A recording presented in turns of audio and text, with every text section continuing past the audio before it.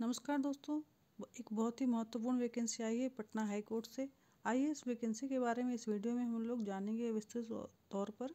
और वीडियो थोड़ा लंबा हो सकता है तो हम लोग इसको एक नहीं दो पार्ट में कवर करने की कोशिश करेंगे। ये आप देख पा रहे हैं दिनांक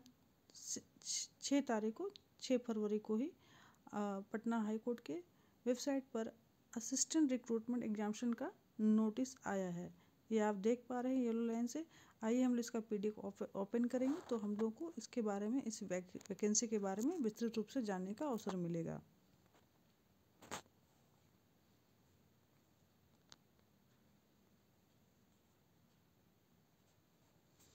ये देखेंगे, यहाँ पर आप क्लिक करने पर वैकेंसी पर एडवर्टीजमेंट भी देख पाते हैं और ऑनलाइन अप्लाई करने का एक लिंक दिया हुआ है।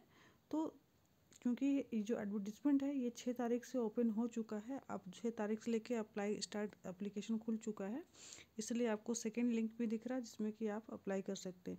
मैंने पहला लिंक को है ओपन किया है जिसमें कि आप विस्तृत विज्ञापन जो है असिस्टेंट रिक्रूटमेंट एग्जामिनेशन 2023 देख पा रहे हैं। ये जो रिक्रूटमेंट है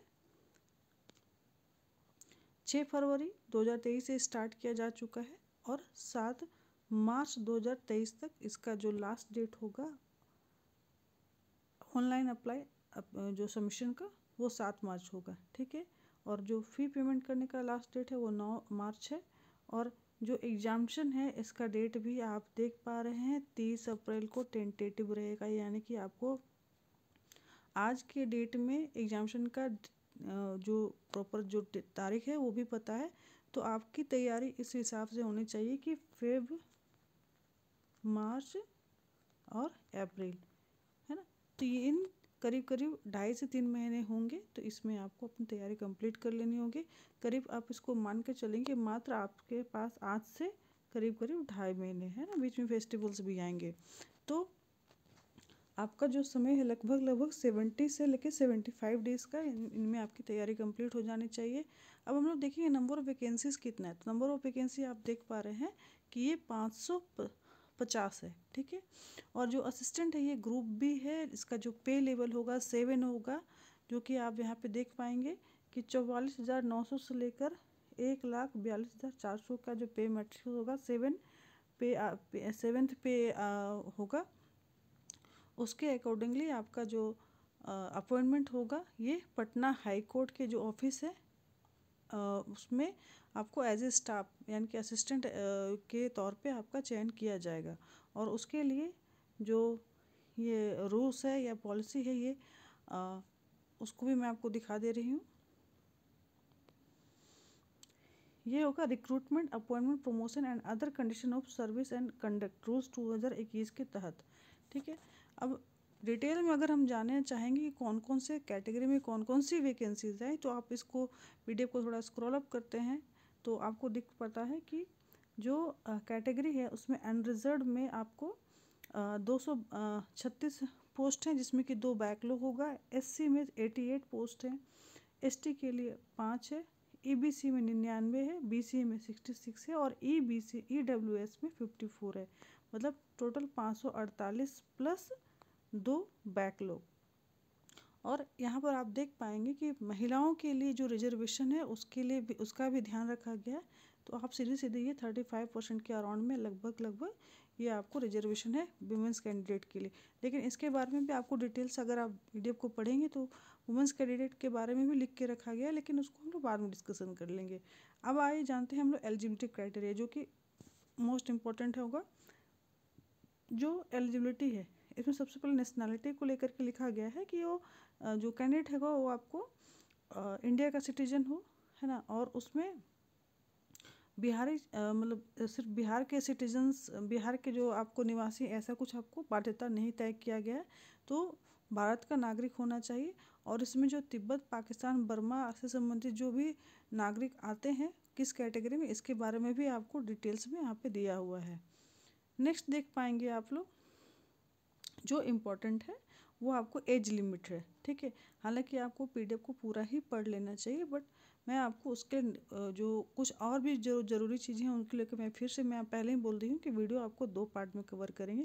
आज के वीडियो में उन सभी सबसे पहले जो ज़रूरी चीज़ें जो एक अभ्यर्थी देखना चाहता है कि वो उस फॉर्म के लायक है कि नहीं, तो वो आपको एज देखता है और जो नागरिकता वगैरह है और स्थानीयता, ऐसा तो नहीं कि कहीं निवासी का मैटर हो जा रहा है, ये सब चीज़ें हैं। पे लेवल को जानना चाहता है, ठीक है, सिलेबस को जानना चाहता है, एज बार को जानना चाहता है, ये सब चीज़ें हैं। तो एज लिमिट हम लोग देख लेते हैं। एज लिमिट जो बिहार के जनरली एग्जामिनेशन में होता है सेम वही होगा।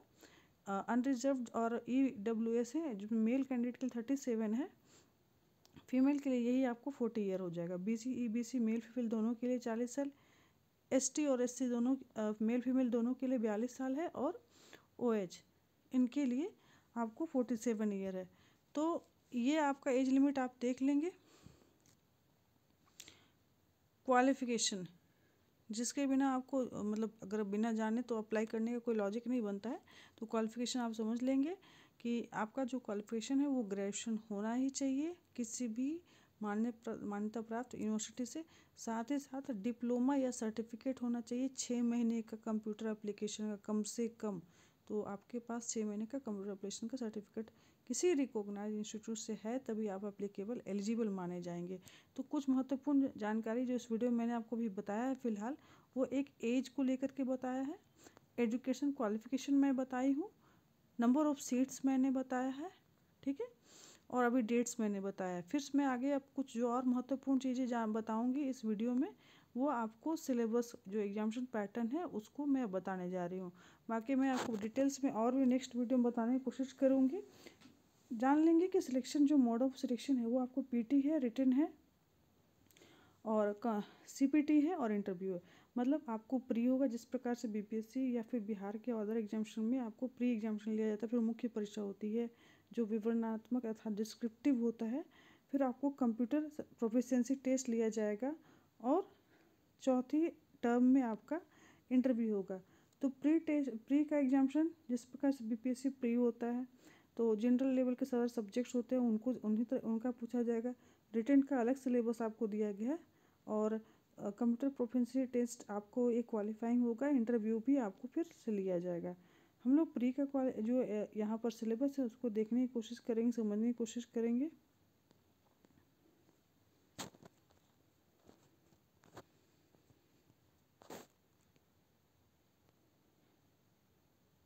ये आप देख पा रहे होंगे, ये सिलेबस है और स्कीम है एग्जामिनेशन का, ठीक है, जो असिस्टेंट रिक्रूटमेंट एग्जामिनेशन 2023 है। ये 4 स्टेज में होने वाला है, मैं अभी जस्ट बता चुकी हूँ। तो प्री का जो आपका सिलेबस है, प्री का सिलेबस आप यहाँ देख पा रहे होंगे, आपको 5 सब्जेक्ट में डिवाइडेड है। अगर हम मोटे तौर पर कहें तो ये 5 में डिवाइडेड। पहला आपका जनरल अवेयरनेस आ रहा है, दूसरा रीजनिंग एंड क्वान्टिटेटिव एप्टीट्यूड आ रहा है, फिर हिंदी, इंग्लिश और कंप्यूटर अवेयरनेस। उसके बाद आपका जो मेंस का एग्जामिनेशन, तो वो आपको जनरल हिंदी और जनरल इंग्लिश है। फिर मैंने आपको जस्ट बताया था कंप्यूटर प्रोफिशिएंसी टेस्ट है, फिर चौथा इंटरव्यू। अब इसके मार्क्स और टाइमिंग के बारे में समझने की कोशिश करेंगे। जो जनरल अवेयरनेस है इसका जो मैक्सिमम मार्क 25 होगा, ठीक है। रीजनिंग 25 मार्क्स का पूछा जाएगा, इंग्लिश 25 मार्क्स का, हिंदी 15 मार्क्स का, और कंप्यूटर अवेयरनेस से संबंधित 10 मार्क्स के प्रश्न पूछे जाएंगे। टोटल आपको 100 मार्क्स का क्वेश्चन पूछा जाएगा, जो कि आपको 2 घंटे का होगा, और क्वालिफाइंग मार्क्स 40 है। हालांकि इसमें भी आपको कैटेगरी वाइज रिजर्वेशन रहेगा।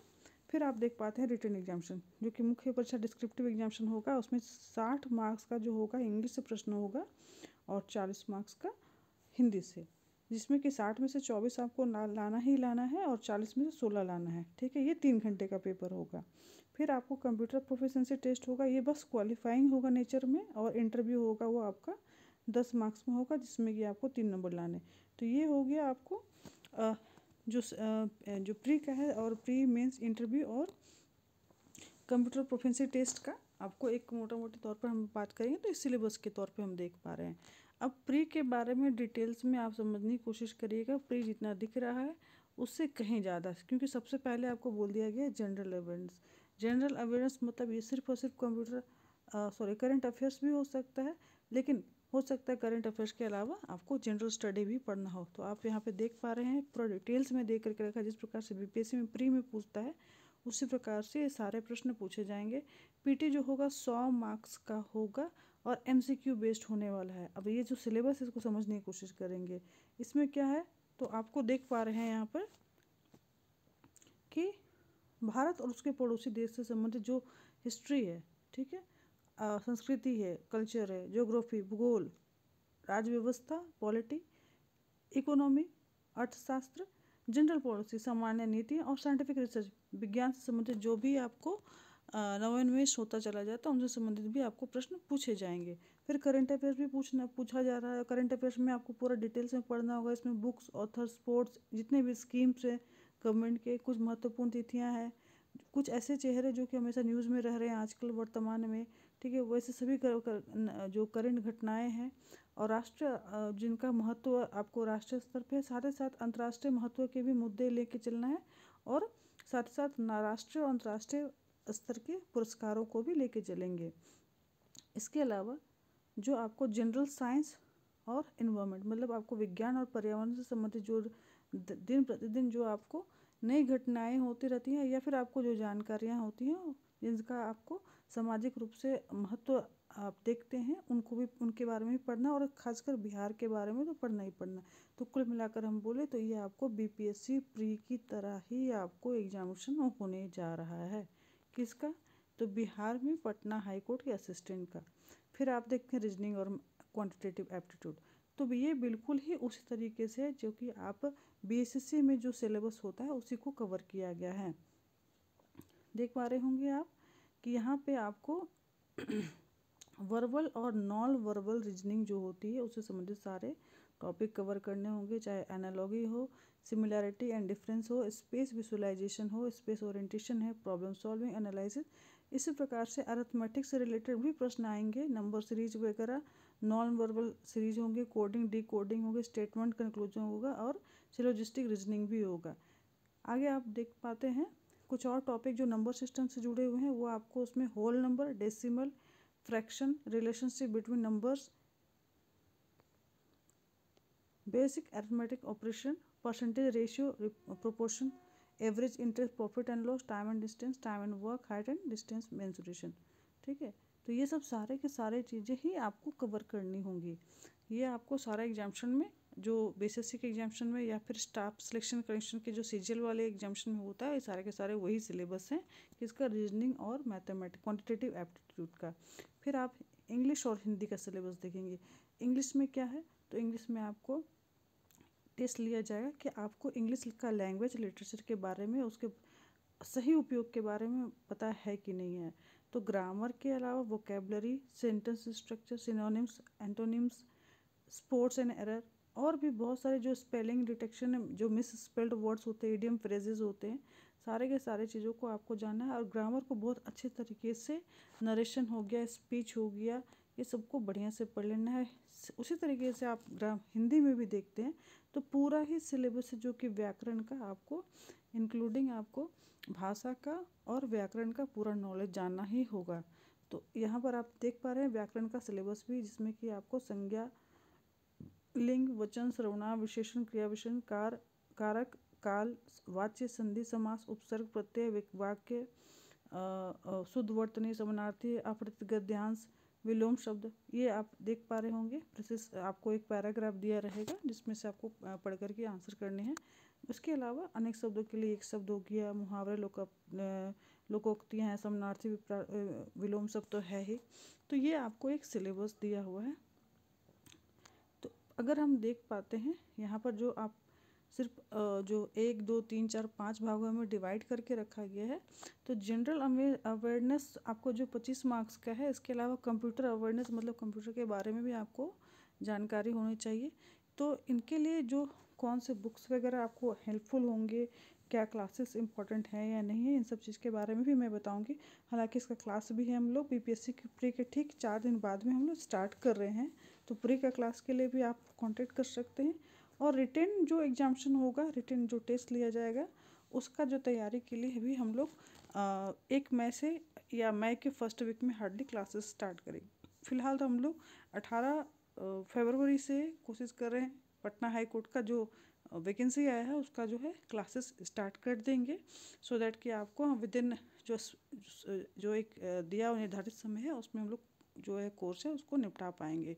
इस वीडियो में इतना ही। नेक्स्ट वीडियो फिर से डिटेल्स में और जानेंगे रणनीतियों के बारे में, और भी जो महत्वपूर्ण जो तथ्य लगता है कि उनके बारे में जानना बहुत ज़रूरी है इस एग्जामिनेशन में आपको फॉर्म फिलअप करने के पूर्व में, तो उसको मैं बताने की कोशिश करूँगी। बाकी बुक्स वगैरह, नोट्स वगैरह और बाकी चीज़ों के बारे में फिर से बताने की कोशिश करेंगे। वीडियो देखने के लिए बहुत बहुत धन्यवाद। चैनल पर नए हैं तो चैनल ज़रूर सब्सक्राइब कर लीजिएगा, नोटिफिकेशन बेल भी ज़रूर प्रेस कर लीजिएगा। Thank you.